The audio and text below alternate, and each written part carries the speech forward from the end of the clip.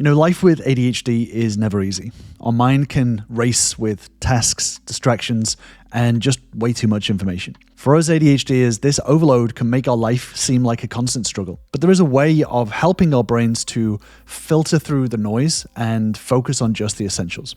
In today's video, I'm going to do something a little bit different. I'm going to talk about how essentialism can help us cut down on the chaos and create a much more manageable, fulfilling life. So essentialism is a lifestyle philosophy, and it's focused on identifying what is the most important and cutting out everything else. It's about simplifying your life by eliminating non-essential tasks, commitments, and possessions. So the idea is that you can just focus your energy on what truly matters. So for us ADHDers, this approach can help us to reduce a lot of the overwhelm and improve our focus by crafting a path forward. And this is something that I've started to incorporate into my life, and I want to talk about why it fits so well and how we can make it part of our lifestyle. So here are some reasons why it fits so well. First of all, essentialism, getting rid of non-essential things in our life, can really help to reduce the overwhelm. So as you know, ADHD comes with a side of feeling overwhelmed, especially when there's too much going on. Essentialism helps to simplify our lives by cutting out unnecessary tasks, commitments, and distractions. When we're only focused on what really matters, then there's less to feel overwhelmed by.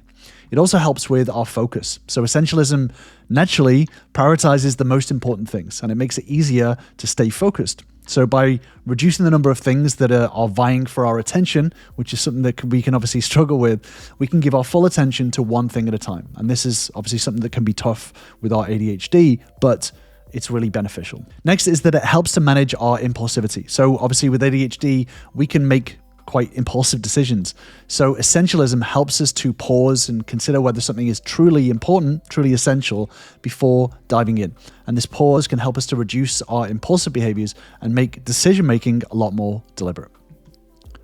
And speaking about decisions, it helps to reduce decision fatigue. So if you don't know, decision fatigue happens when you have too many choices. As an ADHDer, trying to make decisions, having a lot of choices can actually fill up our brain and can overload it. It's kind of like having not enough RAM in a computer. So if you try to do too much, it kind of slows down. It's not that we don't have the ability to do tasks. It just takes us a little bit longer because of this sort of reduced RAM in our brain. But the good thing with essentialism and reducing the things in our lives down to a minimal is that it minimizes the number of choices and decisions that we have to make by keeping only the most meaningful ones on the table. So with fewer decisions, our energy and mental resources, our cognitive load, are better preserved. Essentialism also helps to support better time management. So by focusing only on what matters most, essentialism makes it a lot easier to structure our time. So instead of trying to do everything, we're setting up our schedule around the most valuable activities, and it helps us to avoid the whole time blindness that can come with ADHD. It also helps us to align with what's important to us. So our minds can often thrive when there's a deeper purpose behind what we're doing. We are very interest motivated when it comes to our brains. So by reducing things down to the essentials, it helps us to identify our core values and align our actions with them. So it forces us to start making better decisions, right? So this leads us to making better decisions and makes it easier for us to stick with the habits and activities that really matter to us. And essentialism also increases our sense of accomplishment. So it helps us to see not only our goals and give us a more fulfilling life, but it helps us to find meaningful progress by letting us accomplish things that align with our biggest goals. So it reduces the amount of achievements that we have that don't really align with what we want to do long term, right? So when we're only focused on what truly matters, we're more likely to have a real sense of achievement. And this is a lot more motivating and rewarding for us. So I hope you can start to see the pattern here of reducing and minimizing all of the external stuff around us to what really matters. And this is something that has become really, really important to me, especially after setting up my business over the past year or so. Reducing things down so that I can focus long-term and keep on track with my long-term goals has really, really helped me move forward and actually assess what is important in life. There is so much distraction around, and oftentimes with our ADHD brains, we can scroll on social media and start to think to ourselves, oh, well, I want this new thing. We can become very distracted by all of these external things, pulling our attention away and maximizing, that's not a word, but maximizing, putting us into this false sense of we need more, when actually as an ADHDer, we need less. the less that we have around us, the less distractions, the less tasks, the less hobbies, the less ideas, the more we can be deliberate about what we do, and the more we can focus and actually have a much more fulfilling life. But it involves environmentally reducing the things around us. So then the question becomes how? How can we incorporate essentialism into our lives in order to give us better focus and a much more fulfilling life? Well, I'm going to jump into that in a second, but just before I move forward, if you do want more videos like this on relationships, communication, and ADHD, then feel free to subscribe to my channel for new videos every single week. So the first step is to set some non-negotiable priorities for every single day.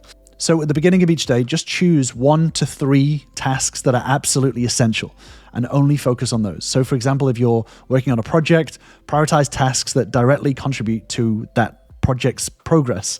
This way you can avoid getting caught up on low-level activities that feel urgent but aren't actually important. So this is finding the essential tasks every single day. Next is create a not to-do list. So write down the tasks, the habits, or the distractions that you want to avoid. These are things that are our own personal demons, right? This is often things like checking social media or overcommitting to plans. Having a not to-do list, a list of things that we don't want to be doing, the things that take us away from our goals, helps us to steer clear of the common ADHD pitfalls, like getting sidetracked by things that don't align with our long-term goals or the stuff that's important to us. Having this list visible can help serve as a constant reminder to stay on track. Next, this sounds really basic, but declutter. Declutter your environment. So physical clutter, things around, can be really, really distracting, and it often doesn't manifest consciously. It's often quite subconscious. So having your environment around you streamlined makes a really big difference. And this clutter isn't just about having things on your desk, it's about things in your life, period. So oftentimes we can have multiple devices. I know people with a laptop, they have a desktop, they have a tablet, they have an e-reader, they have a phone, they have a work phone.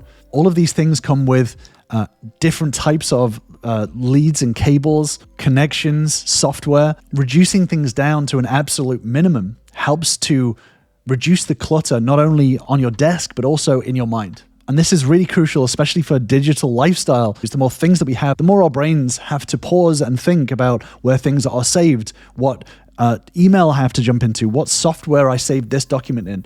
All of this slows us down and becomes a lot more taxing on our working memory for ADHD. So the more that we reduce all of this stuff, the more our brains can process things a little bit easier, to make it easier on our brain RAM.